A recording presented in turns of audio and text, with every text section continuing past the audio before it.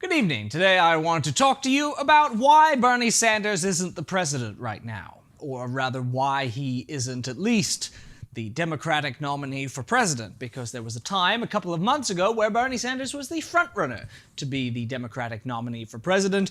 He was projected to win nearly every state. Joe Biden was seen to have fallen on his face in Iowa, where I think he came in fourth, in New Hampshire, where he also sucked, and in Nevada, where Bernie Sanders had a blowout victory. Biden then came back with a strong South Carolina victory, and then Super Tuesday he won a bunch of states, and then everything kind of cascaded, and now it's all over.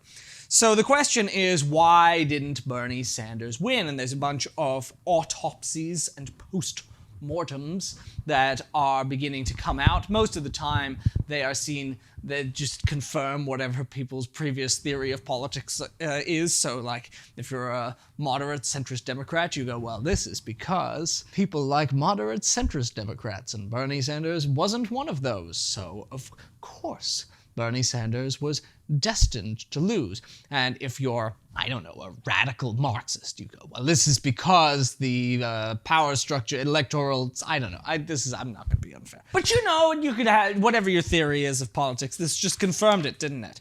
I think it's actually quite difficult to understand what happened, but one reason for that is that the question itself, why did Bernie Sanders fail, is a little bit of a weird question, because we wouldn't have asked it if he'd run in 1996 or 2004 and failed, because then the question would have sounded ridiculous. Why didn't Bernie Sanders win? Because he's a Democratic socialist running for the Democratic Party presidential nomination, and a Democratic socialist has never won a Democratic Party presidential nomination. Bernie Sanders was trying to do something completely unprecedented and very, very difficult. And if he had succeeded, it would have been quite incredible. And because he was in the lead at one point, many of us kind of really came to believe that he might just have succeeded. But we actually kind of deluded ourselves a little bit. And I wrote stuff that were like, Bernie's going to be the nominee, Bernie's going to be the nominee.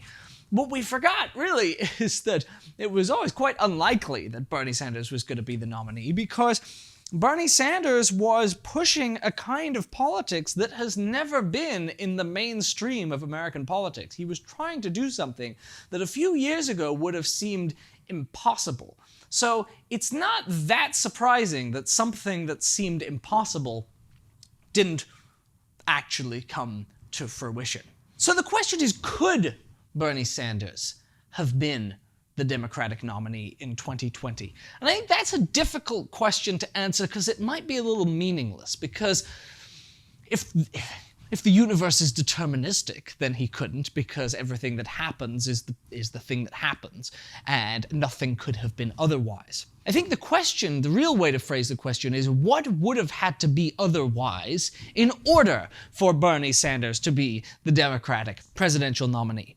And more specifically, is it more internal factors to the campaign that would have had to be different staffing choices, different messaging, different spending time in different states, different kinds of advertising, reaching out to different people, I don't know? Or is it external structural factors, things that were beyond the campaign's control?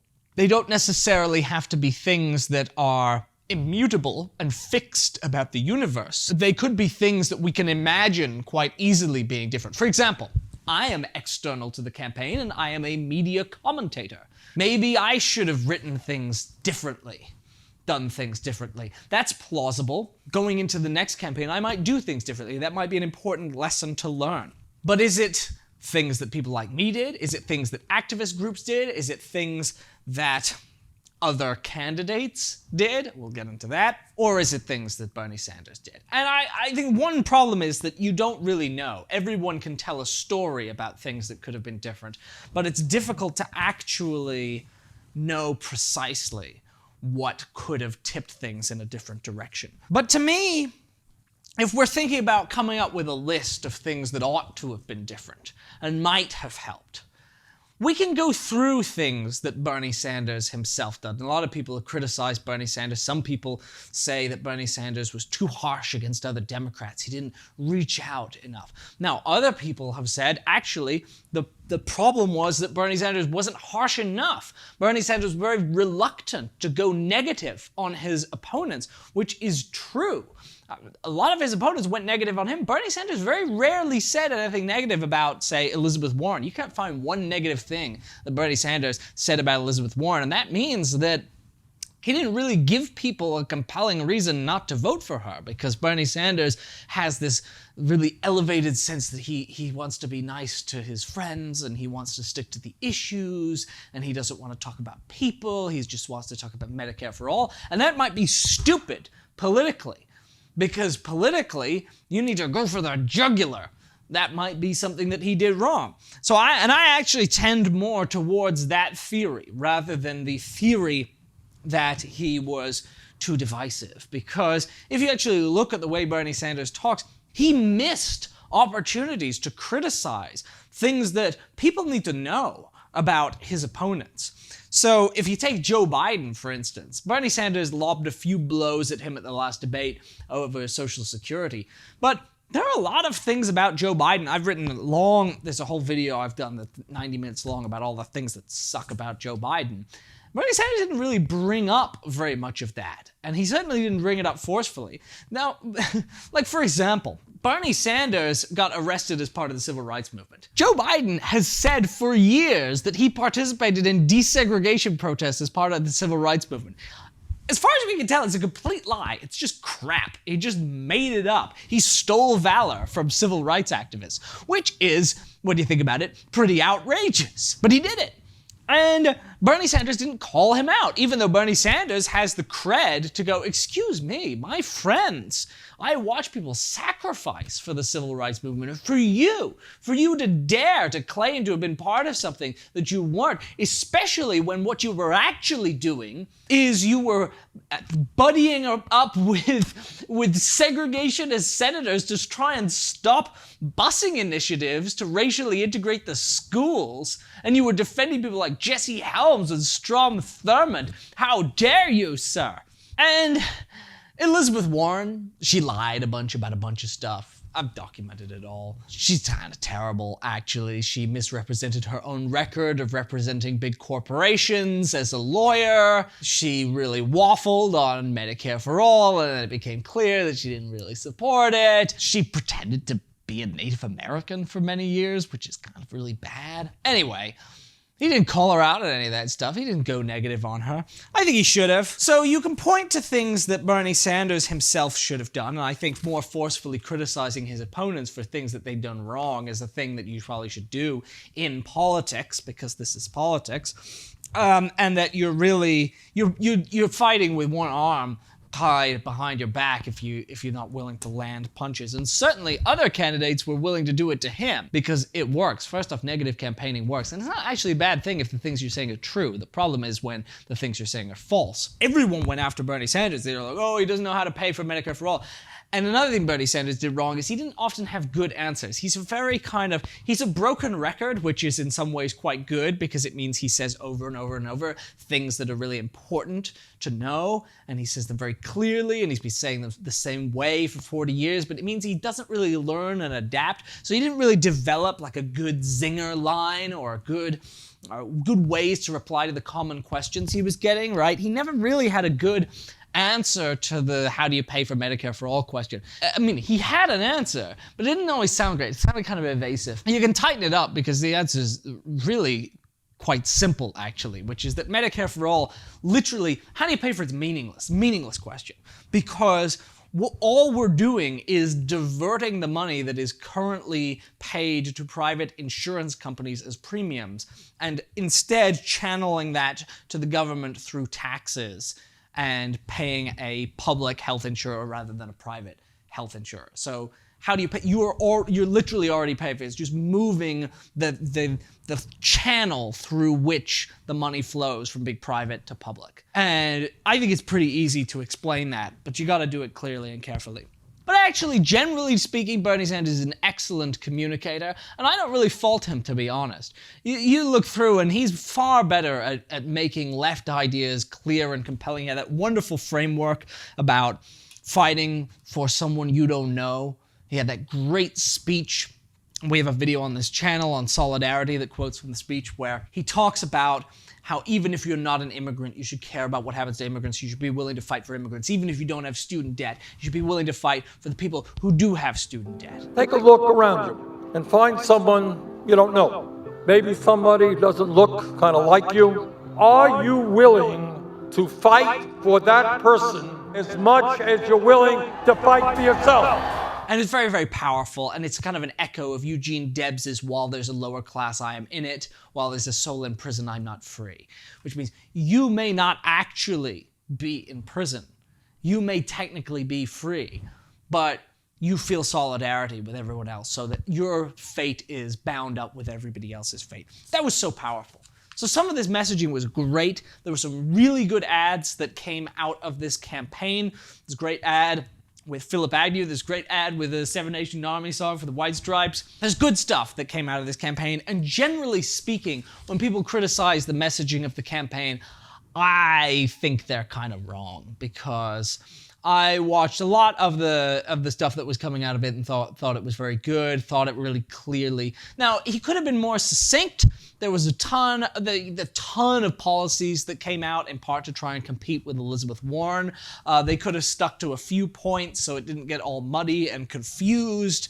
Again, it's difficult to actually figure out how much each different thing made a difference and what the important stuff is and what would have put him over the edge or not put him over the edge. I don't know, you don't know, we're all kind of speculating. I think there's plenty that we can go through and criticize about what Bernie did. But it's those external factors, those structural factors that I think matter the most. Number one, and I think people don't really want to talk about this, but I think it's very obviously true, so we need to talk about it, is the Elizabeth Warren campaign. Because ultimately, when we look back at this election, there were two candidates running with very similar rhetoric competing for what is called the progressive vote. And if you look at the Bernie Sanders 2016, the people who voted for him in 2016, and you look at 2020, what was happening is those people who had formed the Bernie Sanders coalition in 2016, they split in two. And some of them went for Bernie Sanders, most of them went for Bernie Sanders, but a big portion of them went for Elizabeth Warren. And usually it's what are called the members of the professional class, right? It's professors, it's lawyers, it's those types of people, people with advanced degrees. Those people really went hard for Elizabeth Warren this time rather than Bernie Sanders. And that split in the progressive vote made a huge difference. I was writing early in the campaign about how the coexistence of Elizabeth Warren and Bernie Sanders in the race made it much more likely that Joe Biden was going to be the nominee, for the simple reason that it split the vote. It split the progressive vote. And that was a disaster. And so what I said is Sanders and Warren needed like a pact where whichever one of them won the first 2 out of 3 states, the other one would drop out and endorse and maybe get the vice presidential nomination. In the event, it doesn't seem like they had such a pact because Elizabeth Warren got crushed in the first 3 states. She didn't drop out. She stayed in through Super Tuesday, where she also got crushed and she came in 3rd in her home state of Massachusetts. And I think that made all the difference. Donald Trump sent a tweet out saying, oh, if Elizabeth Warren had dropped out a few days before, Bernie Sanders would be the nominee right now. And you know what? Trump's not necessarily wrong. Because we can look at it in terms of just the numbers of how many of Elizabeth Warren's voters had Bernie Sanders as their second choice, and the plurality of them did, and you can sort of redistribute, and you could say, well, if all of the ones who'd said before Super Tuesday that they would go for Bernie if Warren wasn't in the race went to Bernie, would things have come out differently? And you can say, well, they probably would have, but that actually understates the impact of the Elizabeth Warren campaign, because it's not just the voters' second choices. It's also all of the endorsements, all of the energy, and the fact that Bernie Sanders is having to compete against Elizabeth Warren, and how much resources, how much energy that burns up and destroys. And there are people who would have and should have endorsed Bernie Sanders who ended up endorsing Elizabeth Warren, a losing campaign. People like Adi Barkan, the Medicare for All advocate. Well, Elizabeth Warren didn't even really support Medicare for All, but he endorsed Elizabeth Warren. Now he ended up endorsing Bernie Sanders after Warren dropped out, but by then it's too late. And then there are places like The Nation magazine. The Nation endorsed Bernie Sanders, but they endorsed it after Elizabeth Warren dropped out, not before, because they were on the fence. And there were tons of organizations that were on the fence for a long, long time, and they only endorsed Bernie, like Justice Democrats, for example, only endorsed Bernie Sanders after Elizabeth Warren dropped out. And again, by then, it's post-Super Tuesday. It's too late. Biden's already got the momentum. If they had come on early, we could have all unified behind a progressive candidacy, and it would have been clear that Bernie Sanders was the progressive to get behind. But because Elizabeth Warren was in the race, not only did some people endorse her, and we had to try and have arguments over whether Sanders versus Warren, and in these Times magazine even ran a cover story where Sanders was on the front and Warren was on the back, and they were like, take your pick, they're both the same. Even putting that aside, there's so many people who just sat it out.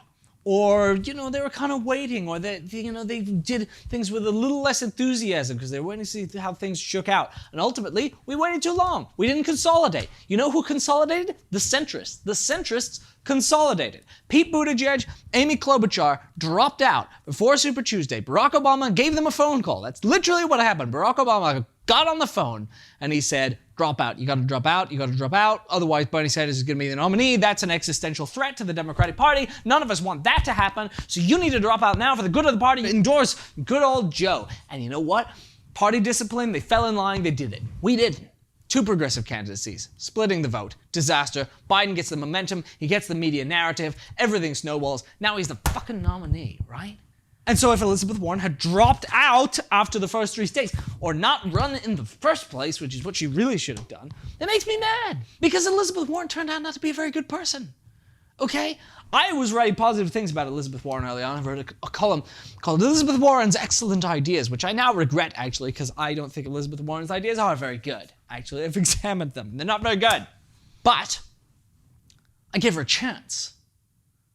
And what she did, ultimately, was she did things like say Bernie Sanders had told her privately that a woman couldn't be president, which is what led to all the snake emojis, right? And people get mad about the snake emojis, but they don't get mad about the fact that Warren said something that Bernie Sanders clearly never said. No one even believed that he would ever say this because it's so stupid, because he thought Hillary Clinton could be president, right? In 2016, he was campaigning for her. He thought, he encouraged Elizabeth Warren to run in 2016 instead of him. So if he thought a woman couldn't be president, why would he do that? So it was a ridiculous thing to say. And then she escalated. She ran a scorched earth campaign that was trying to destroy Bernie Sanders however she could. She started saying things. She started saying things that all of the right-wing Democrats say. She started repeating all this stuff about how Bernie Sanders doesn't get anything done. He's pie in the sky. Now, it's all lies, right? He gets tons of stuff done. He's actually a very efficient legislator for being on the sidelines, for being marginal. He gets more done than you would expect of someone who has very few friends in Congress. But she made stuff up, so she just wanted to destroy him. And then she dropped down, she didn't endorse him. Well, we know he would have endorsed her, but she didn't endorse him. Why not? Why the hell not? Why wouldn't she endorse him if she believes in the... She knows who Joe Biden is. She's tangled with Joe Biden before. She knows that Joe Biden will probably appoint Michael Bloomberg or Jamie Dimon to his cabinet. Does she or does she not believe in the values that she says that she holds? Well, clearly not, because otherwise she would have endorsed Bernie. So she didn't endorse Bernie. If she had, maybe Michigan would have gone differently. But she declined to. So I think honestly, I know we're not supposed to talk about how much damage Elizabeth Warren's presence in the race did, but gosh, it seemed to do a lot of damage. And going back, I have to tell you, if Elizabeth Warren hadn't run, I think Bernie Sanders would be the nominee. So I don't want to dwell too much on that, because I've dwelled on it a lot, but I do think it's important going forward, because we need to make sure that our energies are not divided. When there are two candidates, and people are splitting between the two of them, and they both claim to represent the progressive left wing of the party, That's going to be a huge problem because then we're competing against each other. And frankly, even when unified, we face an uphill battle. Even when unified, we don't have the media. We don't have powerful left institutions, right? I mean, one reason that Joe Biden won, this is what a lot of people talk about, is media. Bernie Sanders might have had a lot of great fundraising, a lot of grassroots activism, but he didn't have any of the major media organizations. He didn't have newspapers around the country. No major newspaper endorsing him. The news networks not giving him time. Joe Biden got he got tens of millions of dollars of earned media. That is free, positive media coverage. Bernie Sanders didn't get anything like that. We don't have powerful left media. You know what we have? Jacobin. We got Jacobin. They're great. I love Jacobin. But they got 50,000 subscribers or 60,000. The left doesn't really have any kind of equivalent of MSNBC or anything. Number one left YouTuber is Natalie ContraPoints. I love Natalie. She's great. Her videos get a lot of views, but it's hardly the equivalent. It's like a very independent counterpoint to MSNBC and CNN. My God. We don't have anything like the New York Times, which endorsed Elizabeth Warren and Amy Klobuchar. We don't have these kinds of institutions. Our magazine, Current Affairs, is one of the leading left magazines in the country. We're probably number 2 after Jacobin. And we got like 6,000 subscribers. We're tiny. When leftists talk about the media, the influence of the media, people will reply, "Whoa, it's big. Oh, you're saying it's a big conspiracy." I'm not saying it's a big conspiracy. I'm saying that you have people with a certain set of values who have basically a pipeline into millions of people's heads.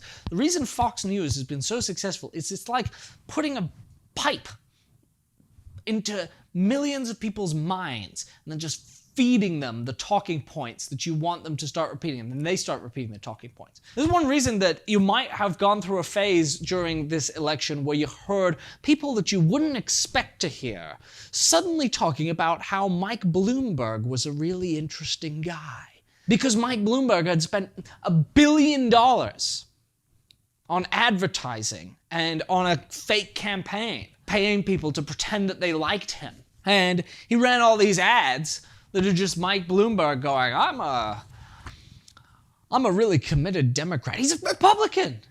He's not a really committed Democrat. But then you'd hear people, I had a Lyft driver, and he was going, oh, who are you going to vote for? And he goes, well, Mike Bloomberg's really interesting. Why? I didn't really know. He's like, I guess he was a good mayor in New York.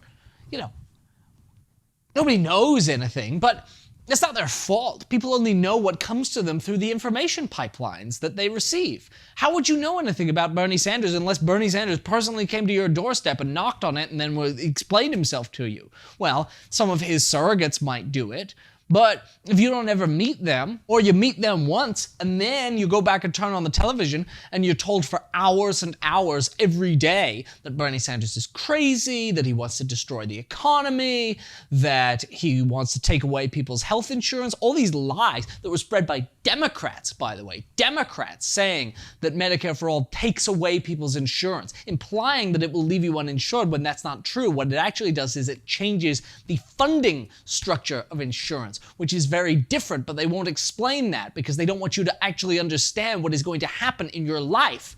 But that is spread every day. If you look at all those debates, they would ask over and over and over and over. They would go, Medicare for all, you're going to take away people's insurance. You're going to take away people's insurance. That question came up constantly. There's no good faith effort to try and explain things to people. They tried to get Bernie Sanders with a gotcha question about Castro, where they say, oh, you praise Castro's literacy programs. And he's like, well, the literacy programs are good. Dictators aren't, if they do a literacy program, then you can praise the literacy program without supporting dictatorship. And then all the headlines, Bernie Sanders praises Castro. Right now, I think he should have just avoided the question. It was clearly a can of worms, bad idea. Shouldn't have gotten near that, but there you are. They try and get you. And they do get you. And so you're stuck in a way because we don't have these powerful institutions. I think that, though, we need to look at who helped Bernie Sanders and who didn't. And so look at all the labor unions. For instance, labor unions should have been with Bernie Sanders, right? The future of the labor movement really depended on getting a Bernie Sanders presidency because out of all the Democratic candidates, Bernie Sanders is the only one who gives a shit about unions. The others don't care about unions. The others are allies of the corporate class. They're not going to encourage a wave of unionization. They're not going to be on picket lines while they're president. You think Joe Biden's going to be on picket lines? You think he cares about unionization? Of course he doesn't. Barack Obama promised that he would make it easier to unionize, and he abandoned that promise very quickly. So the unions should have all been with Bernie Sanders, but they weren't. Randy Weingarten of the American Federation of Teachers actually literally was encouraging people in Wisconsin to grab some hand sanitizer and go out and vote, even though it was going to give them coronavirus, because she knew it would help Joe Biden. The unions betrayed Bernie Sanders. Look at Nevada, where you had Unite Here, the culinary workers union, talking about how Medicare for All was going to take away their good union health care.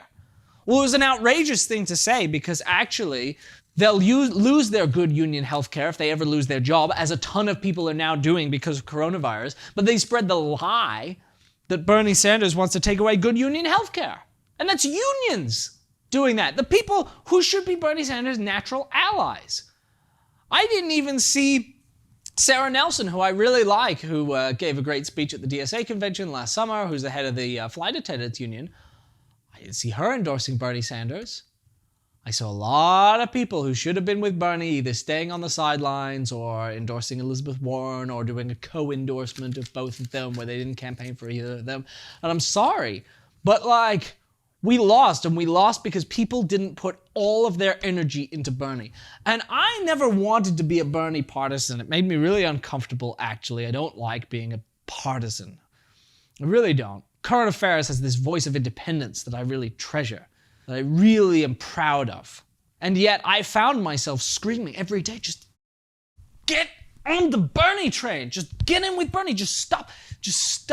You need to all rally behind Bernie, because you don't understand how hard this is going to be. And if we don't all get behind Bernie now and put everything we have into this campaign, we are going to lose. We are going to be crushed, because it is hard to get a left candidate. It would be unprecedented.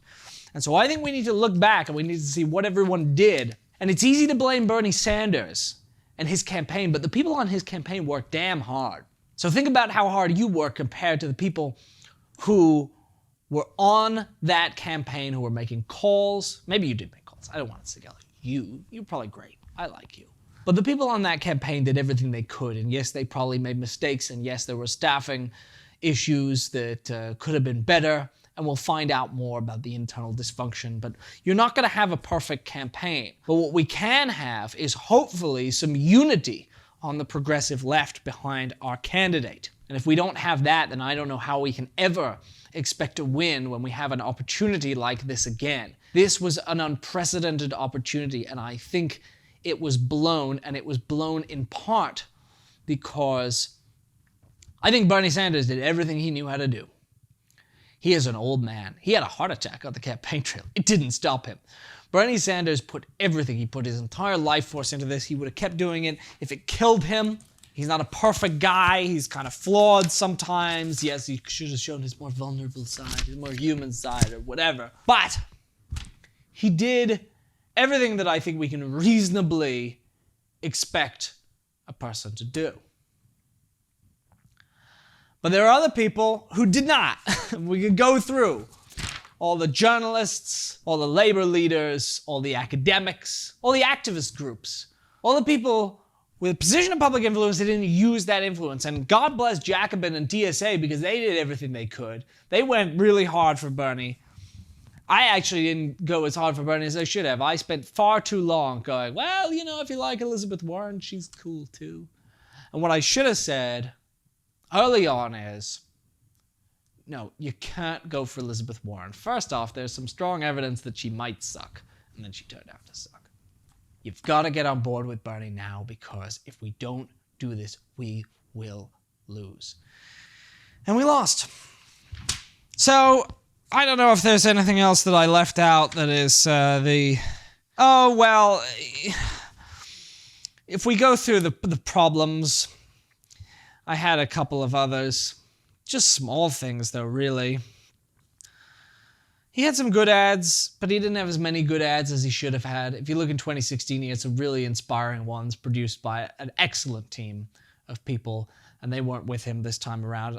I think that probably hurt a bit. You didn't have nearly as many memorable videos put out by the campaign. You had a few, but in 2016 they were putting them out seemingly every other week. I think Bernie should have talked more about his actual accomplishments. He allowed people to portray him as kind of pie in the sky, and he could have portrayed himself as more efficient and effective and pragmatic. I do think that the electability thing they should have worked on harder to combat the narrative that Biden was the more electable candidate. Because after Super Tuesday, we had this big narrative that, oh, the Democrats just want to beat Trump. Well, the entire case that I've made for Bernie Sanders since 2016 is if you want to beat Trump, you pick Bernie. Because Bernie's the pragmatic candidate. Biden is weak. Biden is this totally uninspiring establishment Democrat. My sense is that Trump's going to crush him. He might not crush him because the economy might be dead by November. So, Biden's running mate is basically coronavirus at this point. Because if coronavirus wreaks horrible destruction, Trump will probably lose. And if it doesn't, then Trump will probably win because he'll claim that he saved the country from coronavirus. So, unfortunately, I don't want people to... I don't want anyone to suffer, but... I'm just saying that as a matter of fact, it seems like that's going to probably determine the election. It's true that Bernie didn't do enough outreach to African Americans. It's difficult to know what he should have done differently specifically. Everyone could say he had a black voter problem, though interestingly, he really did far better with Latino voters than he did in 2016. One of the reasons Nevada went so well is because Latinos were just very pro-Bernie. He did great in California because of that. So he didn't make inroads among black voters, especially in the South, though he still didn't win black voters, older black voters everywhere. How should he have gone about that differently? I don't know. I mean, Jesse Jackson ultimately endorsed him, but he did it very late, and I wonder if there was an opportunity to try and get him earlier, but again, maybe not because of the Elizabeth Warren campaign dividing voters. But that's a problem, clearly a problem, but I don't know how you solve it. Youth turnout. People cite youth turnout. Biden got a lot of sort of older suburban people to turn out for him, but Bernie didn't get the youth loved Bernie, but they didn't turn out for him. How do you fix that? I don't know. How do you get all the people who, they worked really hard on organizing. Maybe it is a media thing. Maybe the youth don't have a political media that they listen to. I don't know. I think some of these problems we can identify as problems without exactly knowing how to solve them. But I think ultimately the conclusion that we can come to right now is that I think this was a winnable election.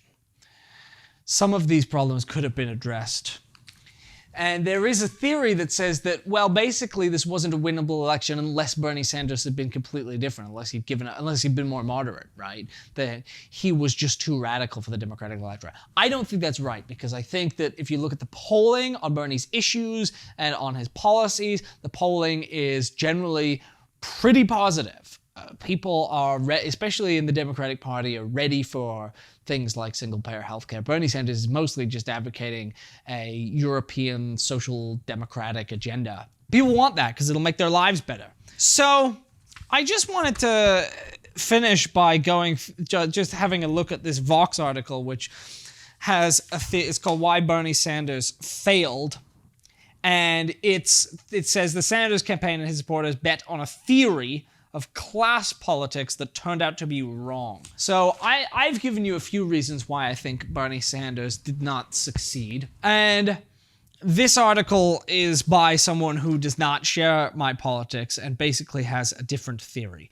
And he says that the Bernie Sanders theory of victory was that an unapologetically socialist politics centering Medicare for all and welfare state expansions would unite the working class and turn out young people at unprecedented rates, creating a multi-racial, multi-generational coalition that could lead Sanders to the Democratic nomination and the White House. And they said that this is wrong because ultimately it did not unite the working class and young people didn't turn out in unprecedented rates.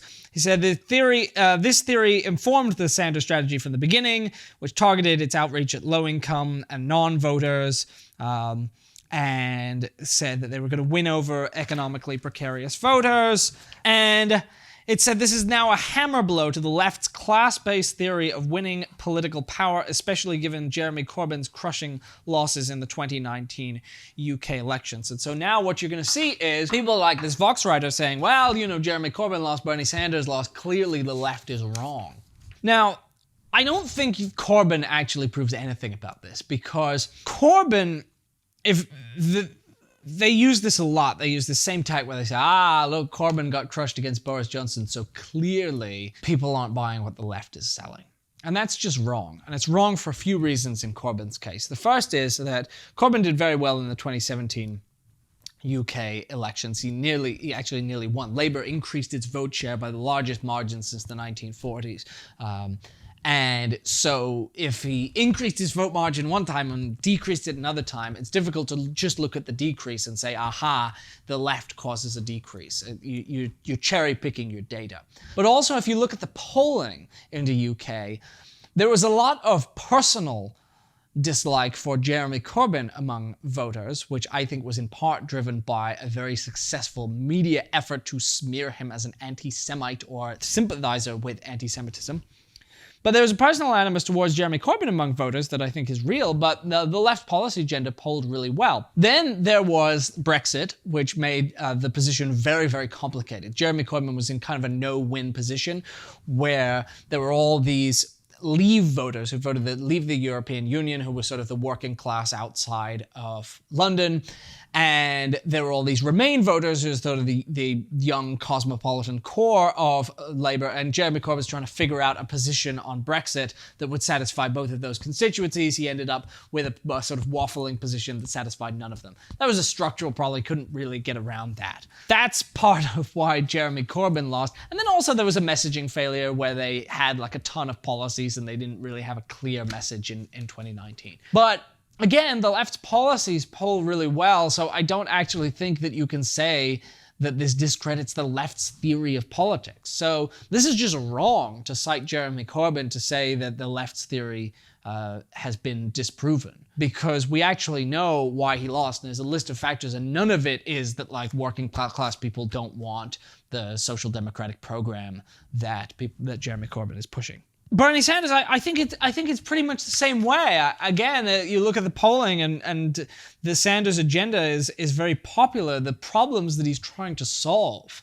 right? An aggressive approach to climate change, making sure a $15, making sure people have a living wage in this country, making sure that you don't have to think about money when you go to the doctor, making sure you could go to college without drowning in debt forever. These are not things that are unpopular, okay? It does not disprove the idea that voters want those things, that Bernie Sanders didn't win this primary. I would think that a more important factor is the fact that the entire Democratic Party lined up to lie about what Bernie Sanders wants, suggesting that, Joe Biden, the nominee now, was saying things like, Bernie Sanders is gonna, he doesn't know how he's gonna pay for it. $50 trillion is more than the entire federal budget for Medicare for all, just making up these outrageous lies. You can look through it and see all the times that Joe Biden has just made up crap about what Bernie Sanders is saying.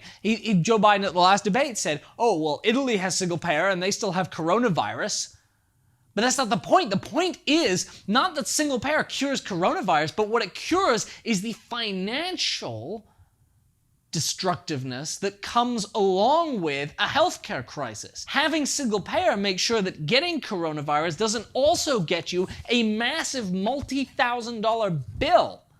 That's what it does. That's why we need single payer. It makes sure that if you lose your job, you don't lose your health insurance. That's what's important about it. And yet people like Joe Biden and the entire Democratic Party are obscure. You're supposed to be the liberals, and yet you're making up crap about Bernie Sanders' policies and suggesting that single payer doesn't make sense where we know it makes sense. Makes me angry. Makes me livid. So, oh God, this Vox article is just so, how Sanders' theory failed. And it's just saying that, it's saying that he has a theory of class conflicts. It says derived from Marx. It's Marx influenced. And that he says, but interestingly, he says, for the first 3 states, it looked like it might work because his campaign had proved wildly successful with Latino communities, and he did great in Iowa, New Hampshire, and Nevada. And then he says there was South Carolina, and Biden won Super Tuesday. Now, there's no explanation, as far as I can tell, of why Sanders did really well in those states, in those early states, right? Because if you want to account for what happened, you have to account for what happened everywhere. And Sanders did great, pardon me, in Iowa and in Nevada, but he says Sanders' theory failed because it rested on a Marx-inflected theory of how people think about politics, which says that people should behave according to their material self-interest as assessed by Marxists, which is to say their class interests. So Medicare for All should be effective at galvanizing working class voters to turn out for left parties. Now, notably, it doesn't include quotes to back up the theory that Bernie Sanders just thought that if you advocated things that serve people's class interests, they would turn out. In fact, that's not what we think at all, because if we thought that, then we would have thought that socialism would have won long ago, right? Because all we needed to do was just advocate socialism, and then people show up for their interests. So clearly there's more going on than that. I want to talk about... So I think this is wrong because... My lights have gone out now, so that's a clear sign that I've talked for far too long and that I'm getting far too angry about this Vox article. So I don't want to rant too much more about the Vox article, but you can go through it yourself and you can see all of the problems with it and the fact that it suggests that, oh, we just thought that if we advocated class politics, the working class would come and make the revolution. Well, that's not what we thought. And in fact, it quotes current affairs at one point in a very annoying way and says that because I thought that Sanders would do well with Trump voters, that theory is disproven by the fact that Sanders didn't win the Democratic primary. And of course, you can spot the logical hole in that pretty quickly, which is that Trump voters aren't the Democratic primary. I never said he would win the Democratic primary. I said he'd do really unprecedentedly well with Trump voters. I think it's true that Bernie Sanders did not do as well as he needed to do with young people and with working class people, getting non-voters to register to vote. Part of that is that voting is difficult in America. There are a lot of barriers set up to voting, and I think we can't underestimate those. But part of it is a failure on part of the campaign. Now, I don't know how much of that is structural and how much of that is internal. That is to say, maybe it's just really, really, really difficult to get through to people. People in the United States are largely apolitical. They're very disengaged. They don't know much about politics. They don't really have much to believe in a lot of the time. A lot of the time, they're very cynical about politics. They don't want anything to do with it. And certainly when you come to them and you offer some new theory, you say, there's something I want you to believe in. There's some new kind of possibility. Here's how your life could be different. People are very, very skeptical, and they don't trust you. And it takes a lot of work to build that trust and to convince people that a better world is possible. And Bernie Sanders didn't succeed in doing that this time around. But I don't think it's because there's a problem with what Bernie Sanders is advocating. We have never needed free universal health care more than we do right now in the middle of this crisis. We have never needed a Green New Deal more, something that both addresses the climate crisis with measures that match the scale of the disaster and deals with the economic and justice consequences of climate change so that the people who bear the financial burden aren't working people, and you don't get the kind of backlash that you had in France with the Gilets jaunes movement. We've never needed a radical social democratic vision more. You even see it nowadays. You see even people like Vox's Ezra Klein saying, radical times call for radical solutions. Coronavirus has really exposed some of the underlying inequalities in America and the need for a radically different social vision. So we have to do the work of trying to convince people, of building new media institutions, of building a political movement that can succeed. We can examine where the Bernie Sanders presidential campaign failed, and we can come up with answers. And we need to, because we need to learn lessons. But the one answer that we should never be willing to accept is that Bernie Sanders failed because a better world is not possible. Because mountains of student debt are an inevitable feature of this world. Because a rotten healthcare system and a climate crisis are inevitable features of this world. That is the answer that I get from this Vox article, and it's very depressing to me, which is that Joe Biden is the best we can do. I don't think he is the best we can do, and I hope you will join with us in thinking about how we do better next time, how we fight back, how we learn from what we did well, how we learn from all the people who worked so hard and accomplished so much on this campaign, and how next time when we fight, we're going to win.